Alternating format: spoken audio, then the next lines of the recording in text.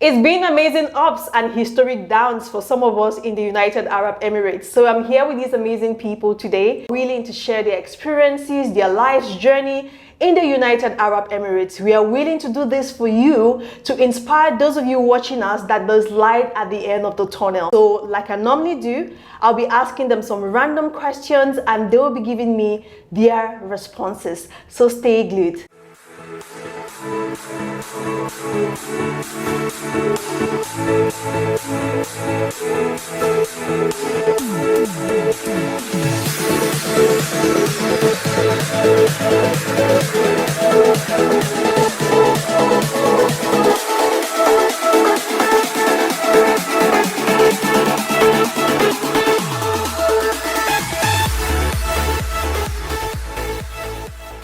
Today I have these two amazing people, as I've said earlier, Miss Expedine and Mr. Albert. So how are you doing today? We're doing great. All right. We're doing fantastic. Perfect. So I really want to thank you first of all for taking out your time to come here to showcase in this video and to be part of my success on YouTube. Thank you so much. It's an amazing opportunity. How is Dubai so far? Let's begin from there. I will take the lead. Thank you so much, Mamban. Thank you so much for giving us this opportunity to tell our story, our success story of life in Dubai and the UAE in general.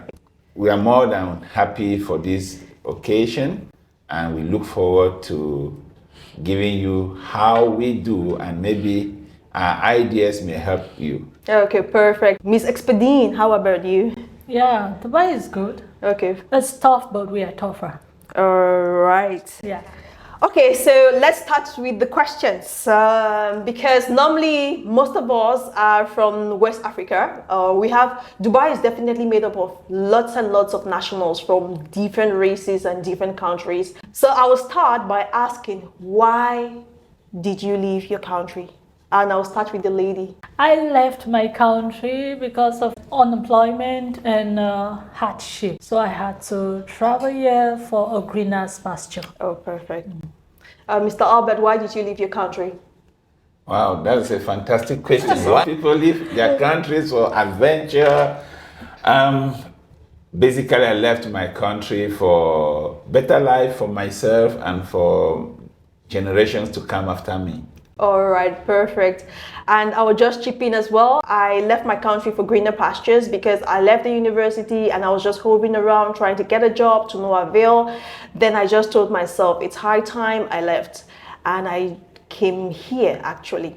So the next question is, why the United Arab Emirates? Why not the UK? Why not the US? Why not Australia like other people? Why the United Arab Emirates?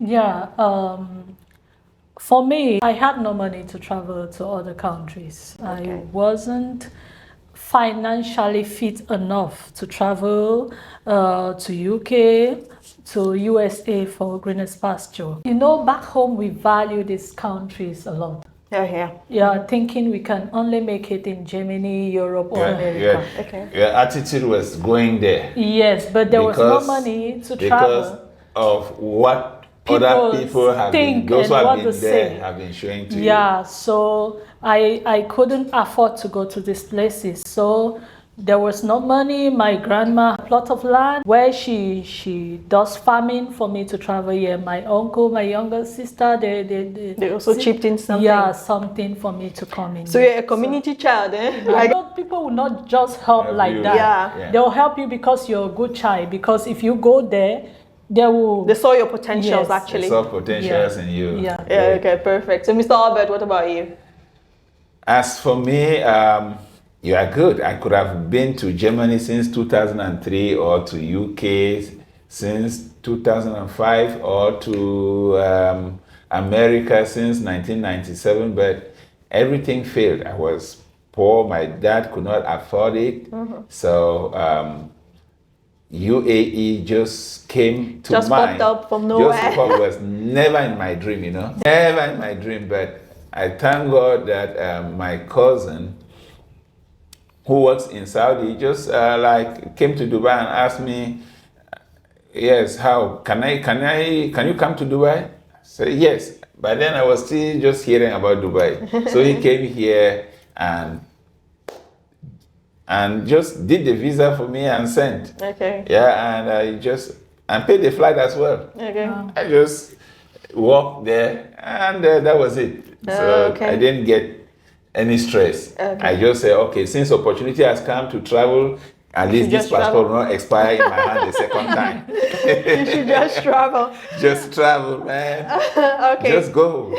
Make it dirty. Yeah, I also traveled with my second passport. Oh, okay. Yeah, Even me too. Me too, the first one expired without me traveling. Mine, the first one got missing actually. So I've never been a UK person. For US, yes, I really aspired going to the US, but it never worked out. I also loved Canada. But it didn't really work out because of budget constraint. First of all, it's just my mom and I actually. So budget constraint made me, I was just hovering around and I was just like, let me see. And we have this family friend that has been in the UAE before. She was like, UAE is good, but you are not strong enough to withstand what the UAE could offer. And I was telling her, man, I'm mighty inside, so trust me, I'll just go there and see what's going on, because I could not just be in my home country not doing anything. So I just took up the challenge. It was like a challenge for me, and that's how I found myself in the UAE.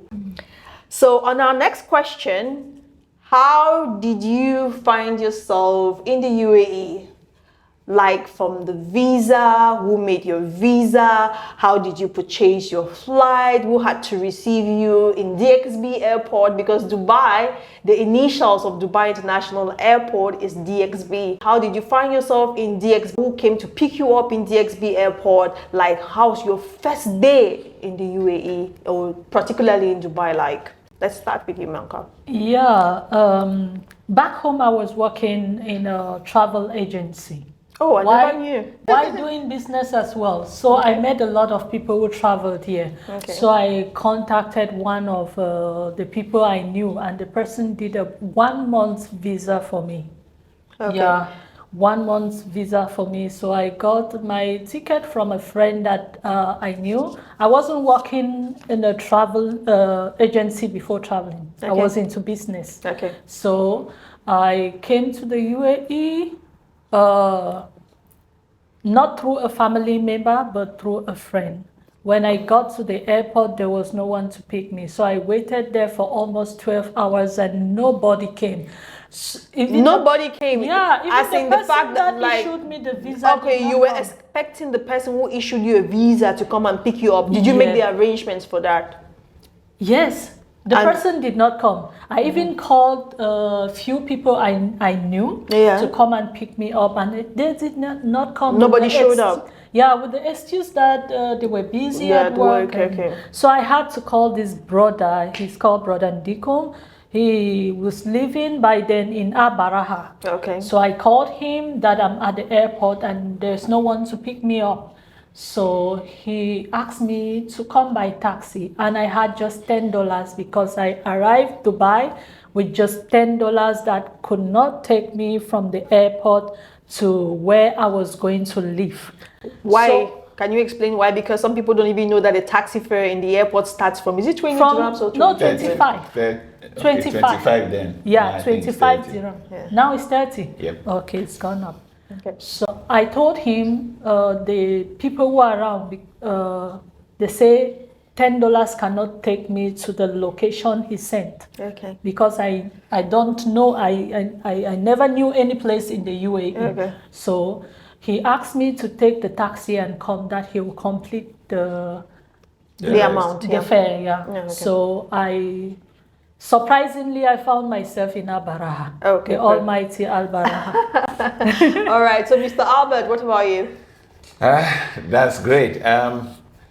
My cousin paid my flight. Well, he sent money to us in Cameroon, so I went and paid my flight myself and choose my travel date when he sent the visa. So I planned my journey. Okay. But the good thing is that he traveled from Saudi to here at that time. That was in January. So, and you know, beginning of year, how Dubai is Right. Yeah, so and it's cool too. Oh, yeah. So I entered in January, I think 2nd of January 2007. So some people, I joined somebody, I traveled with $100. So I changed the money at the airport. That was some kind of foolishness, right? Yeah. So I changed it. Then I joined, I shared taxi with somebody. We went to one hotel opposite Hyatt Regency. Then when we arrived there, I then called. I called another cousin that was already here. He came a year before me. Okay. So I told them, oh, we are at Alfredo's Hotel opposite. Where is that? I said, look, there is one big giant hotel here called Hyatt Regency. We are opposite. He said, okay, I think he knows.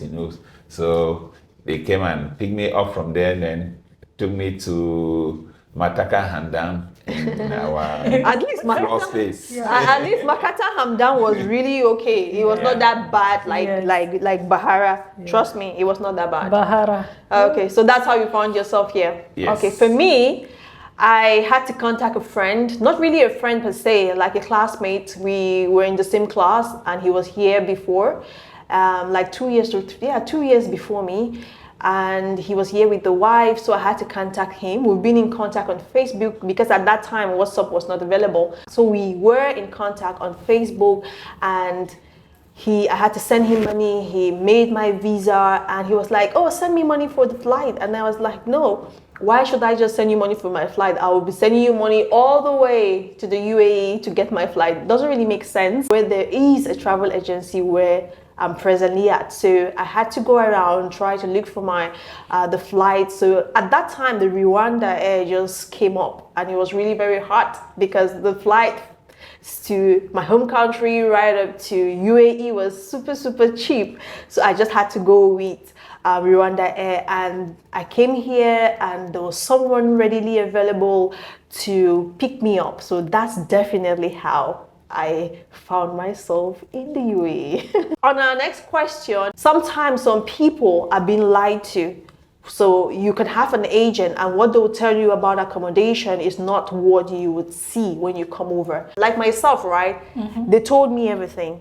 Yeah, I was aware. Yeah, they told me everything, but I made my research as well. I was 24/7 on the internet, in cyber cafes, trying to get much more information that I had to get about the UAE, so I don't become dumbfounded. Okay, so when I came here, it was the look of things were the same. So I really want to ask both of you, like, was the look of things the same as they told you? I mean, from the accommodation, from the visa days, from the outlook of things, from the weather and everything, was it the same? I think I'll take the lead here. Okay. Fantastic. For me, you had time to do your research. Yeah, I had no time to prepare to look up anything. Okay. The little I knew about UAE, I knew it was in the Arabian desert. Okay. Yeah. And that was it. Yes, it's an Arab nation, it's Islamic, done. Okay. I didn't have time to look at No anything clue. and nobody told me anything. But the little thing I knew, since I've been trying to go to US, to Germany and the UK, is that I needed to attest my certificate. So I went to government offices and attest my certificates there, and then came here and went to the Ministry of Foreign Affairs and attested them. That was it. That was the very first thing I reached here and did. So about work, living, condition, everything, nobody told me anything about UAE. So I just came like that and then started to explore. I really took time to prepare for my coming here in the UAE. I did not tell you people, I cracked a goosey for 4 to 5 months.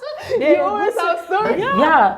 Then I did so many researches online concerning where I was coming. Yeah. Yeah. It's very important. And some people lack that these days. Some people don't do research. They just, whatever they tell them is whatever they tell them. I did. So you went forward to have your certificate certified. In Bonanjo. Okay. Yeah, while I was cracking a goosey to come and sell. It's the cracking of a goosey. One bucket of a goosey to So come you and guys sell. really know what to do to come here. I didn't know anything. Really, 1 month to prepare. Yeah, I started selling my dresses because I came here with 10 clothes? not up to 10 pieces of dresses. Oh my God. Yeah, to come and survive. All what I had in my box was to come and sell and start paying my best space. Oh my God. Yeah.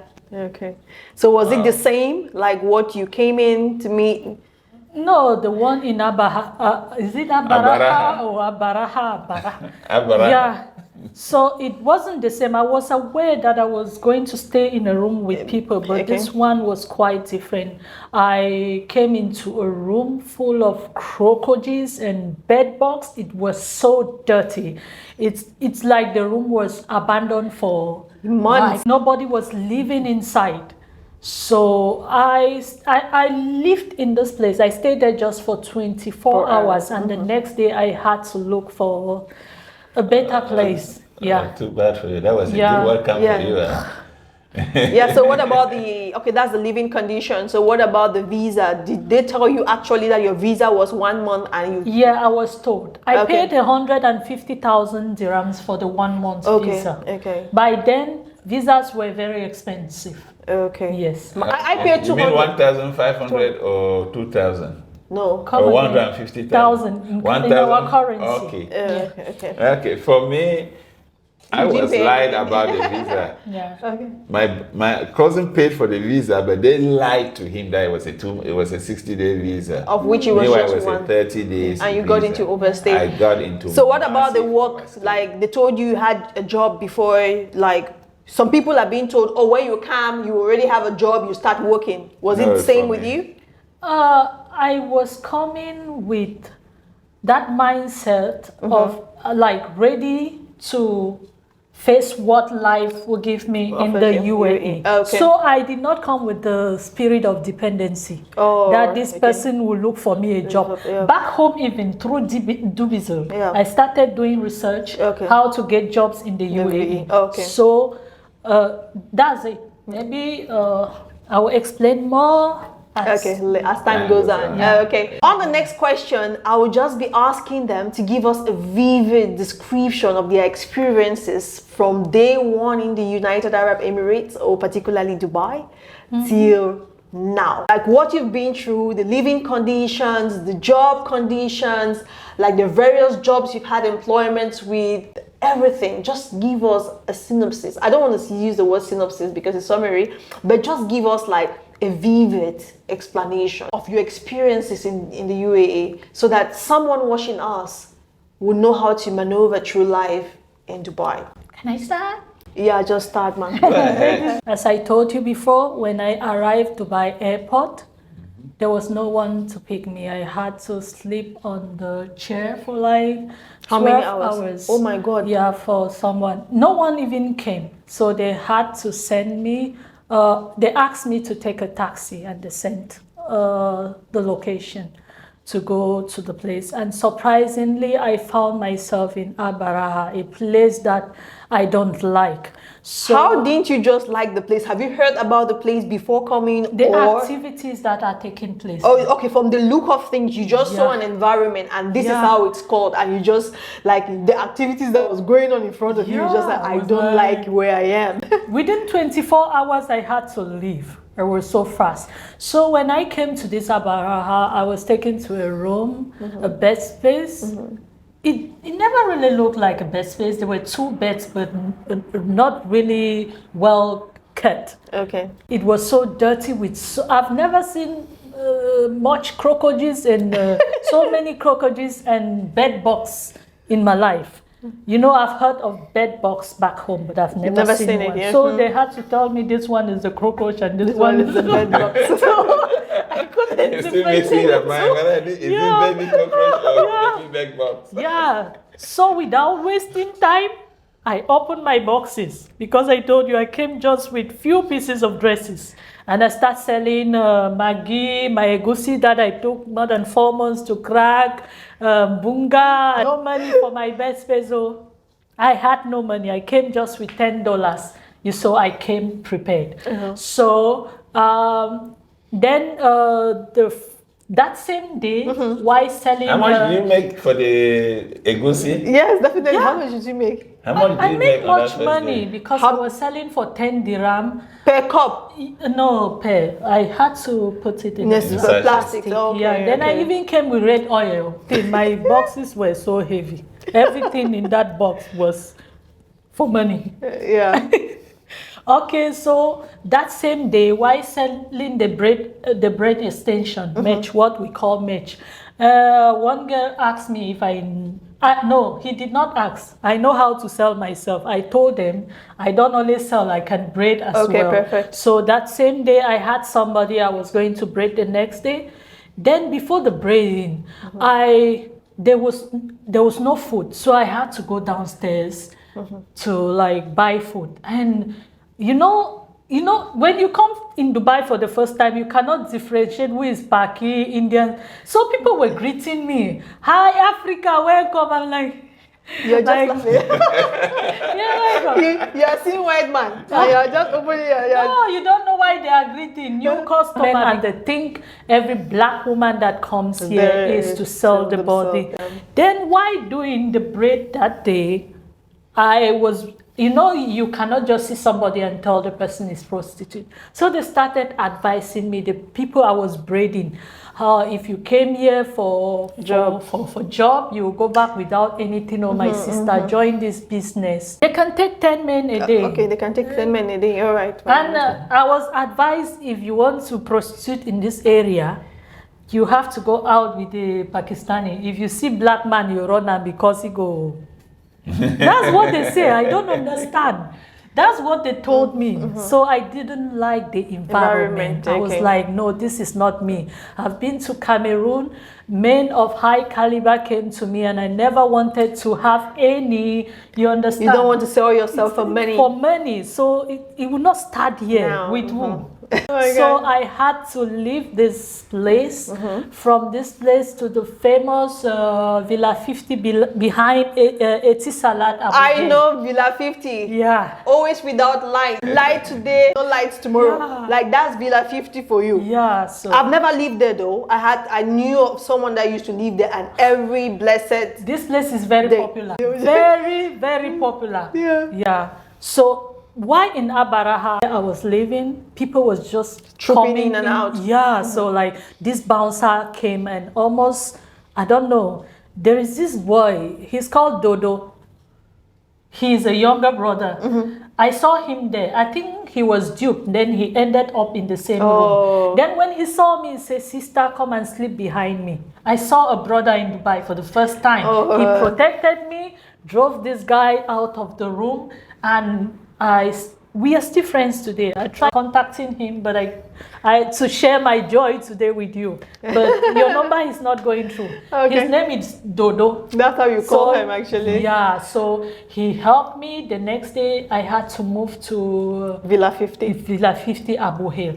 There it was mixed, but the brothers were responsible and respectful. Yeah, it was a family. Yeah. I've never seen any, in this room, I never saw any guy coming with a girlfriend, doing the matrimonial thing while you were sleeping. No, I did not. In some space, I did not see this one. So after that, because I came just with 1 month's visa, I had to get a job before 1 month, get a residence before 1 month.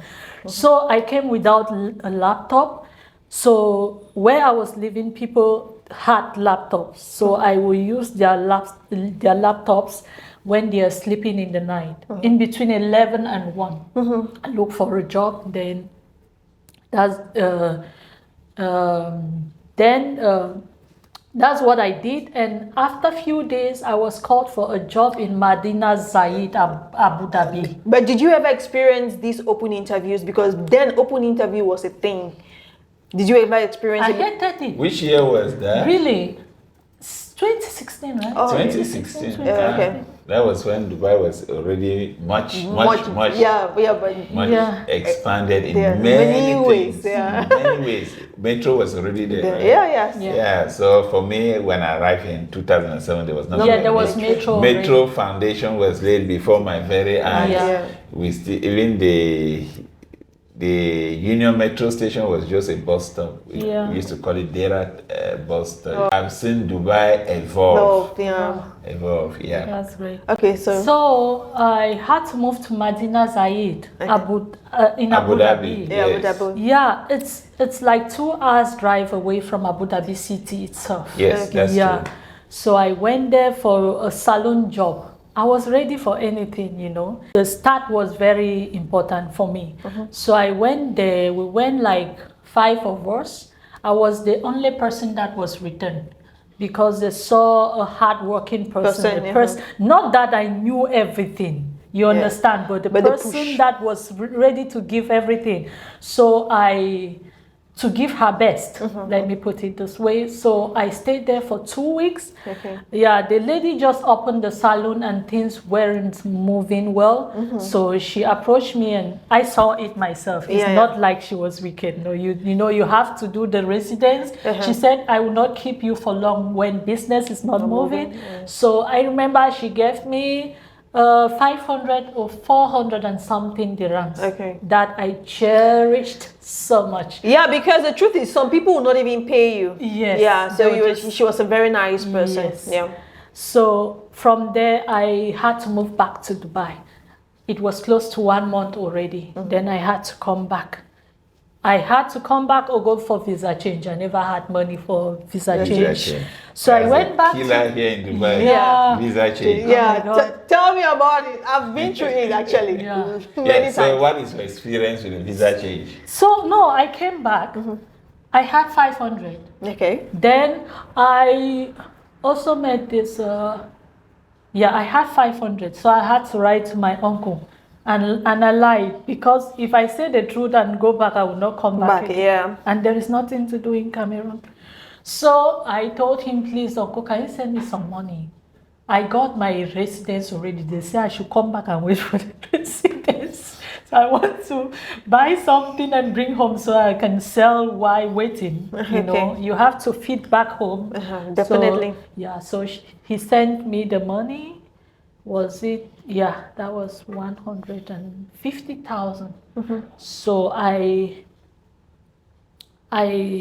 took that money, went to Dera where they said bags and other things. So I bought them. Been a businesswoman, so she was smart. Exactly she was smart. Yeah, I'm always smart. Yeah, she was smart actually. Very smart. smart. My God, I wish I had the kind of brain you had. No, she's always smart. Yeah. So I bought those things. I had a return ticket. So I went back to Cameroon. Then I started selling again. So after a few months, I came back. So did you sell and raise the money for your flights to come back? Or I went back to Cameroon, and my friend, I was living with a friend. Yeah, a childhood friend. We went to school together. So I sold the things, and there was no residents coming, you know.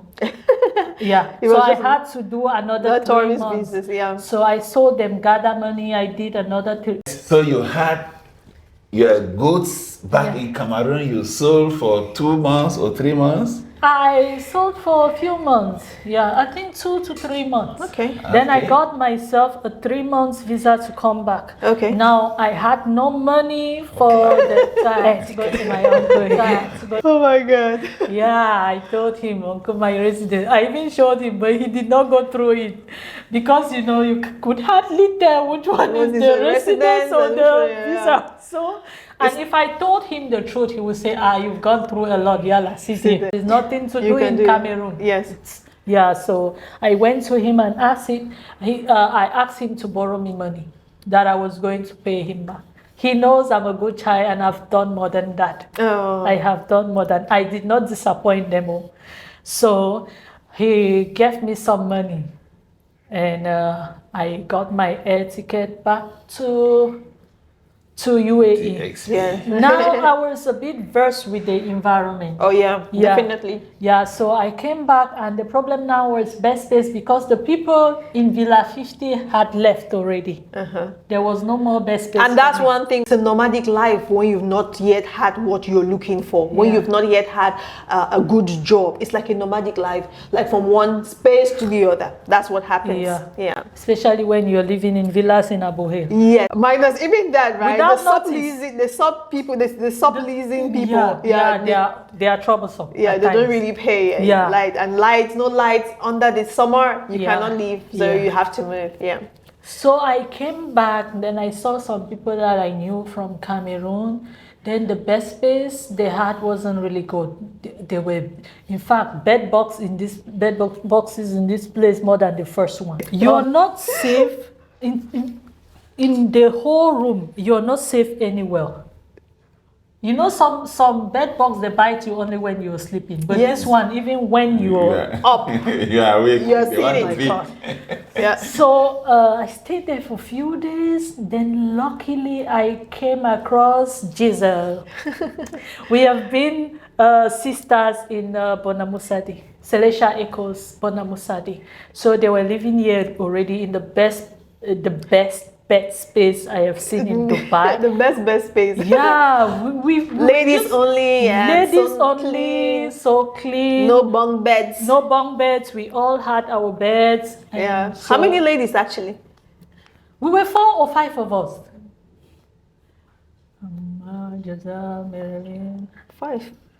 Yeah, 5. 5 ladies in a room. Yeah, wow, 5 or 4. You guys must be having a good time, yes. man. Yeah. We were so respectful to each other. It's not like we were not quarreling. Sisters must quarrel. Like we could quarrel in the morning and I eat your food in the evening. That's how we were living. Yeah. So it was so while living there now, I was looking for a job. Again. So was it easy to come by the job? What kind of job were you looking? Waitressing, sales for the beginning. I did not go through university, so real estate wasn't even in the plan. I was coming with that idea that after 2 years I was moving from UAE to America. Because people laugh at people who come to the UAE. We have to say that on a different video. Like they've categorized us where they have categorized us. Actually, like seriously, I've had a lot of badge because of the UAE. Trust me. Yeah.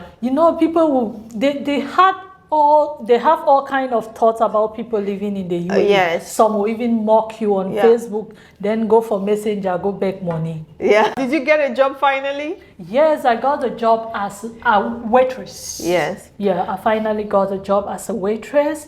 Then I had to wait for the visa to come. While waiting, I was braiding. I continued braiding. So that's why, you definitely need to have a skill. Yeah. A skill is very important. Yeah. So I was doing my job diligently. So when I braid one person, the other person will bring another. So that's how the thing was.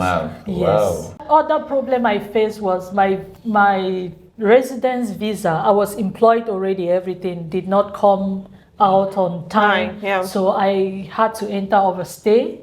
You entered overstay? Yeah, when I came again. Then this time I never wanted to bother my family member or anybody. You've already taken enough from them actually. It's tough. They thought I was working already when I came the second time, but I went through a lot the second time I came. So I hit everything. My journey to Kish, like I had no money to travel. So how did you do it? Yeah, I remember the people I knew, I borrowed money, I don't blame people, because some people you help them and at the end they don't pay back. Yeah. So I borrowed from people I knew and nobody could lend me money. So I don't know, out of frustration and everything. I can imagine. I remember I was shedding tears. I was crying, and I was like, I got up and I told my sisters in the room where I was living that I'm going out and I bet you I will come back with money. I don't care. That word of conviction there, like I'll come back with money. I don't care. Yeah. And I remember I made a prayer. When you believe something, yes, it will happen. Law of attraction, right? Each time I remember this, I always shed tears. I don't know, tears of joy because I came back with the money I needed. I remember while stepping down from the entrance of the house, I stood. Then I said a prayer. I don't remember this prayer. I've never forgotten this prayer. Father, I have been chased for 10 years. Even back home, in hunger, in storm, I stood firm. Yeah. Please, Father, I will not sell my body in this UAE for money. But I am going out. Don't let me come back in this house without money for my visa change. That was my prayer. And you believe in God? That Abu is full of poor people like me. Even the ones that have will not want to give, trust me. Really. So I went to Union Metro, took metro first to Burj Khalifa. Yeah, and then I was just roaming around. I think I wrapped my hair with the hijab, something like that. Something like that. I was just crying so that people would not see my tears. The tears were flowing uncontrollably.